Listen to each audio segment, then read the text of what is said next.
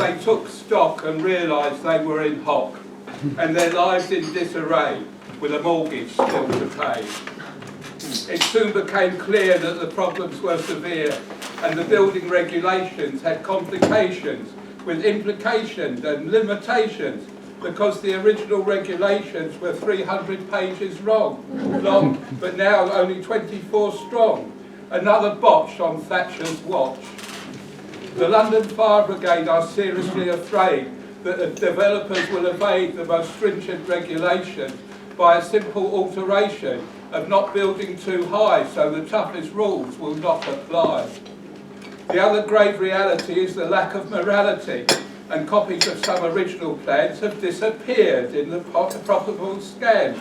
So there is no way of comparing and swearing, oh, it's got a bit, as there has been shortcuts. Now there is a reality about the gravity, and we need a new strategy to avoid another catastrophe.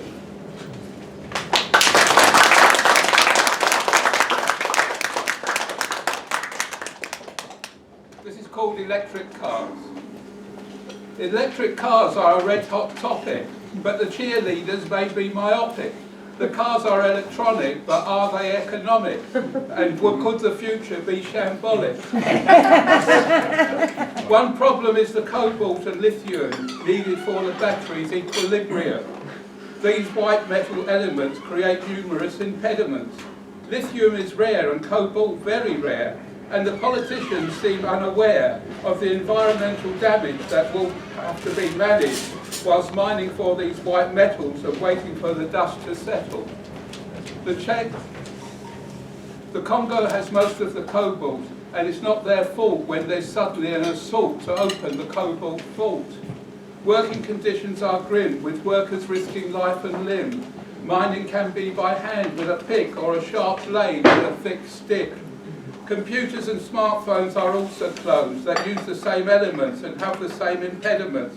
But still there's talk of batteries for planes that send shockwaves through our brain. So maybe we should look afar of life after the car.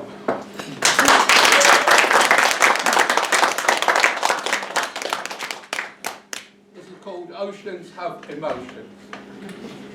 Oceans have emotions, but they have no notions. There are no soothing lotions or magic potions to repair and salvage the terrible damage caused by the masses of greenhouse gases that find a space for a resting place in the 7 seas, creating an even warmer breeze. It is a fiction, a complete contradiction, a pure fatalism to think that capitalism will find a solution other than a dilution of the terrible pollution that can only lead to destitution. Wow. Oceans absorb our excess heat, which is quite a feat, but really a defeat. A poisonous retreat from the heart that never cools, just breaks all the rules. Capitalism has still not learned that there are no spaceships at hand to take the rich to the promised land.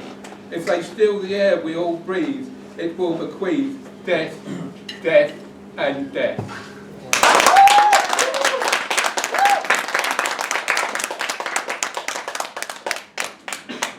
This is called electricity and gas, rather topical today. Electricity and gas has reached an impasse, as both gas and electricity have a simplicity that tells the story of their failed fall from glory with the privatisation of gas and electricity. The first decision that caused derision was the possibility and simplicity to have a total reduction in the production of gas and electricity. Buying at the market was the target, spot prices were devices to make it cheaper, but now there is a grim reaper.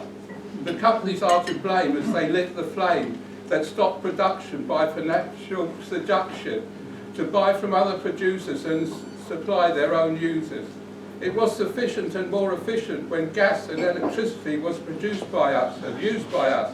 So no more fuss, time for renationalisation without compensation.